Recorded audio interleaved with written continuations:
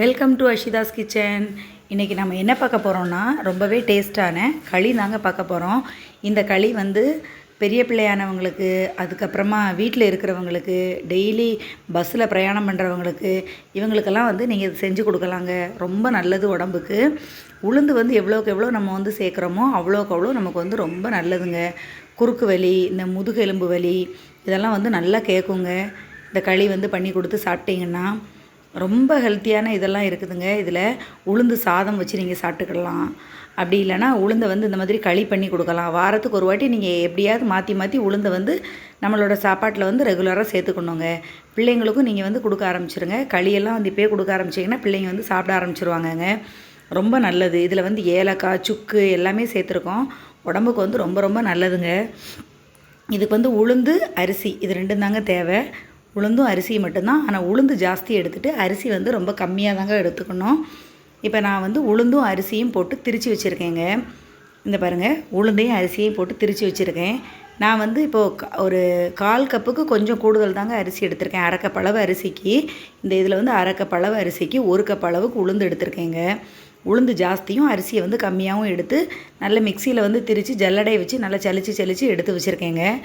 இந்த மெஷர்மெண்ட் கப்புக்கு இந்த அளவுக்கு எடுத்து வச்சுருக்கேன். மொத்தம் 1/2 கப் அளவுக்கு எடுத்து வச்சுருக்கேங்க. திரிச்சதை இந்த பாருங்கள், இந்த அளவுக்கு எடுத்து வச்சுருக்கேன். இப்போ இதை வந்து நம்ம களியாக நல்லா கிண்டி எடுத்துக்கலாங்க. இந்த பாருங்கள், இப்போ நல்லா இருக்குது பாருங்கள் இந்த மாவு. இதை வந்து நீங்கள் திரித்து வச்சுக்கிட்டிங்கன்னா ஒரு மாதம் வரைக்கும் கூட அது கெட்டு வந்து போகாதுங்க. அப்படி நல்லா தான் இருக்கும். இப்போ இதுக்கு வந்து வெல்லம் எடுத்துருக்கேங்க. கருப்பட்டி நீங்கள் போடுறதா இருந்தால் போட்டுக்கலாம். இப்போ வந்து பெரிய பிள்ளைங்க, ஏஜ் அட்டன் பண்ணுற பிள்ளைங்களுக்கெல்லாம் வந்து பண்ணின பிள்ளைங்களுக்கெல்லாம் பார்த்திங்கன்னா கருப்பட்டி போட்டு நீங்கள் வந்து கிண்டி கொடுங்க. அது வந்து ரொம்ப நல்லது. இன்றைக்கி வந்து நான் வெல்லம் தாங்க போட்டிருக்கேன். எங்கள் வீட்டில் வந்து எப்போதுமே ஒரு 15 நாளைக்கு ஒரு வாட்டியாவது வந்து களி வந்து கண்டிப்பாக கிண்டுவேங்க. ஆனால் நான் இது வரைக்கும் வீடியோ போட்டதில்லை. இன்றைக்கி தான் வந்து அதை எடுத்திருக்கேங்க. களி வந்து 15 நாளைக்கு ஒரு வாட்டி கண்டிப்பாக வந்து எங்கள் வீட்டில் இவங்களுக்கு பிள்ளைங்களுக்கு வந்து நான் பண்ணி கொடுப்பேன். இப்போ பார்த்திங்கன்னா நான் வந்து தண்ணி எடுத்திருக்கேங்க. வெல்லத்துக்கு வந்து 1/2 கப்புக்கு வந்து நீங்கள் 1க்கு வந்து 2 அப்படிங்கிற இதில் வந்து தண்ணி எடுத்துக்கோங்க. இப்போ வந்து நல்லா அந்த வெல்லத்தை வந்து பாகு காய்ச்சிருவோம் பார்த்திங்களா, அந்த தண்ணியிலையே கொதிக்கட்டும்.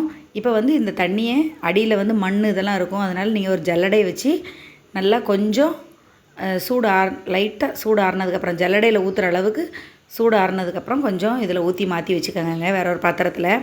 இப்போ நான் வந்து அதே பேனில் தான் கிண்ட போகிறேன் களியை வந்து. அதனால் குக்கரை வந்து நான் நல்லா இன்னொரு வாட்டி வாஷ் பண்ணிவிட்டு வந்துடுறேன். வாஷ் பண்ணிவிட்டு மறுபடியும் அடுப்பில் வச்சிடறேன். ஏன்னா மண் இதெல்லாம் வந்து அடியில் கிடக்கும் பாருங்கள் வெல்லத்தில். அதனால் நம்ம வந்து தண்ணியை வந்து இன்னொரு இதில் மாற்றி வச்சுட்டு திரும்ப இதிலே ஊற்றிடலாங்க. இப்போ பாருங்கள், இப்போ வெல்லம் வந்து இருக்குது. நான் வந்து இதில் ஒரு ஏலக்காய் வந்து பொடி பண்ணி போட்டிருக்கேங்க. அதுதான் வந்து இந்த இதில் இந்த மாதிரி இருக்குது. ஏலக்காய் வந்து இடித்து போட்டிருக்கேன். இப்போ நீங்கள் வந்து லாஸ்ட்டாக கூட ஏலக்காய் வந்து போட்டுக்கலாம். நான் வந்து ஏலக்காவையும் சுக்கு தூளையும் கொஞ்சம் வந்து போட்டு விட்ருக்கேங்க இதில். இப்போ பாருங்கள், நல்லா கொதிக்க ஆரம்பிச்சிருப்பாருங்க. நல்லா கொதிச்சிருச்சு. இப்போ வந்து இந்த மாவை வந்து கொஞ்சம் கொஞ்சமாக போட்டுக்கலாம். கட்டி தட்டாமல் நல்லா கிண்டிடணுங்க நீங்கள். அதாவது கட்டியே படக்கூடாது மாவில். நல்லா கைவிடாமல் நீங்கள் கிண்டணும். அப்போ தான் வந்து மாவு கட்டி தட்டாமல் நல்லாயிருக்கும். இந்த பாருங்கள், கைவிடாமல் கிண்டினோன்னா இந்த பார்த்திங்களா இப்படி ஆகிட்டு பாருங்கள். ஒரு லம்சம் கூட இருக்காது, ஒரு கட்டி கூட இருக்காது மாவில். இந்த பாருங்கள், தூக்கி ஊற்றினா அப்படியே நல்லா இருக்குது. ஏன்னா உளுந்து வந்து கொஞ்சம் வேகணும் பார்த்திங்களா, அதனால் தண்ணி இந்த அளவு இருந்ததுன்னா உங்களுக்கு கரெக்டாக இருக்குங்க. சூப்பராக இருக்குங்க இந்த களி வந்து. நீங்கள் வந்து இதில் ஏலக்காவை வந்து பொடி பண்ணியும் போட்டுக்கலாம். நான் வந்து ஏலக்காவையும் சுக்கு வந்து பொடி போட்டிருக்கேன், ஏலக்காய் வந்து இடித்து போட்டிருக்கேன். அதுதான் உங்களுக்கு வந்து அந்த மாதிரி இது மாதிரி தெரியுது. மற்றபடி இதில் வந்து ஒரு கட்டி கூட கிடையாதுங்க. உங்களுக்கு சக்கையாக வாயில் ஏலக்காய் தட்டும் அப்படின்னா நீங்கள் வந்து பொடி பண்ணி கூட போட்டுக்கலாம். இந்த பாருங்கள், இப்போ வந்து இதில் கொஞ்சமாக ஏலக்காவை மறுபடியும் கொஞ்சமாக போடுனேன். ஃபஸ்ட்டு போட்டது வந்து கொஞ்சம் வாசனை இருக்காதுங்கிறதுனால இந்த ஸ்டேஜில் கொஞ்சமாக ஏலக்காய் போட்டிருக்கேன். ஃபஸ்ட்டு ஒரே ஒரு ஏலக்காய் தாங்க பொடி பண்ணி போட்டேன் அந்த வெல்லத்தில். இப்போ வந்து ஒரு 4 ஏலக்காவை வந்து நல்லா பொடி பண்ணி போட்டிருக்கேன். நல்லா நச்சு தான் போட்டிருக்கேன், ரொம்ப பொடியாக பண்ணி போடலை. இப்போ பாருங்கள், நல்லா இந்த மாதிரி கொதித்து நல்லா கிளறணும் பாருங்கள். எவ்வளோ சூப்பராக வருது பாருங்கங்க. லாஸ்ட்டு பார்த்திங்கன்னா நல்லா கிளறி வரும்போது நமக்கு வந்து கரண்டியில் ஒட்டாமல் வரும். இதுக்கு வந்து நல்லெண்ணெய் சேர்த்துக்கணுங்க. நம்ம வேறு எந்த எண்ணெயுமே நீங்கள் சேர்க்காதீங்க, நல்லெண்ணெய் மட்டும்தான் சேர்க்கணும். இது வந்து உடம்புக்கு அவ்வளோ நல்லது. நீங்கள் ட்ரை பண்ணி பாருங்கங்க. இப்போ பாருங்கள், நல்லா கிண்டிகிட்டே இருக்கணும். கொஞ்சம் நீங்கள் வந்து அடுப்பை கொஞ்சம் கம்மி வச்சுட்டு கொஞ்சம் வெயிட் பண்ணலாம். ஆனால் நீங்கள் ரொம்ப அடுப்பை வந்து கூட்டி வச்சுட்டு போயிட்டீங்கன்னு வச்சுக்கோங்களேன், பிடிக்க ஆரம்பிச்சிரும். அப்புறமா கெட்டி கெட்டியாக ஒரு மாதிரி தட்ட ஆரம்பிச்சிரும். நல்லா அப்படியே சூப்பராக இருக்கும். எடுத்து வச்சா அப்படி ஒட்டவே ஒட்டாதுங்க கையில், அவ்வளோ சூப்பராக இருக்கும். இது இன்னும் கொஞ்சம் இறுகி வந்ததுக்கப்புறமா நாம் வந்து இந்த எண்ணெய் ஊற்றிக்கலாங்க. நல்லெண்ணெய் வந்து ஊற்றிக்கலாம். இப்போ பார்த்திங்கன்னா நல்லா பபிள்ஸாக வருது. கரெக்டான ஒரு பதம் வரும்போது நம்ம வந்து எடுத்து இது பண்ணி வச்சிடணுங்க. அப்போ பார்த்திங்கன்னா கரெக்டாக இருக்கும். நம்ம வந்து கொஞ்சமாக எடுத்து வச்சுட்டு உள்ளே வந்து நல்லெண்ணெய் ஊற்றி சாப்பிடலாம். சூப்பராக இருக்கும். நல்லெண்ணெய் தொட்டு சாப்பிடலாம், இல்லாட்ட நெய் தொட்டு கூட சாப்பிட்டுக்கிடலாம். இந்த பாருங்கள், நல்லா கிண்டிடணும். இதே மாதிரி தான்.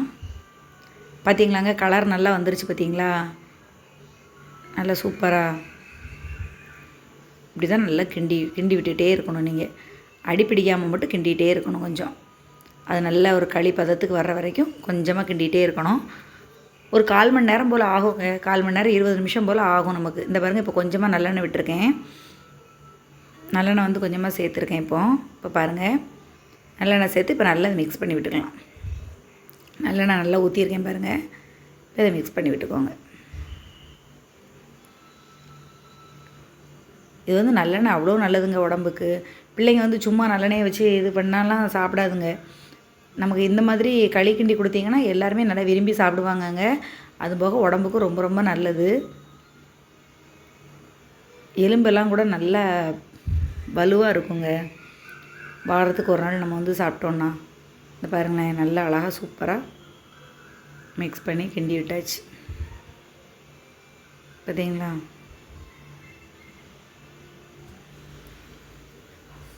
இன்னும் ஒரு 5 நிமிஷம் இருக்கட்டும், அவ்வளோதாங்க. அதுக்கப்புறமா அதை ஆஃப் பண்ணிடலாம். கரெக்டான பதமாக வந்துருச்சு. இப்போ இன்னும் கொஞ்சம் நேரம் இருந்துன்னா உங்களுக்கு ரொம்ப இறுகிரும். அதுக்கப்புறமா இப்போ இது ஒரு 5 நிமிஷம் நீங்கள் ஆறி மூடி வச்சுட்டு எடுத்தீங்கன்னு வைங்களேன், கரெக்டான பதமாக இருக்கும். எடுத்து போட்டோன்னா அப்படியே கரெக்டாக இருக்கும். ஒரு 5 நிமிஷம் போல் இருக்கட்டும். கொஞ்சமாக நெய் விட்டுருக்கேங்க. கொஞ்சம் நெய் விட்டுருக்கேன். இது வந்து நான் வீட்டில் உருக்கி எடுத்த நெய்ங்க. கொஞ்சமாக நெய் சேர்த்துக்கலாம்.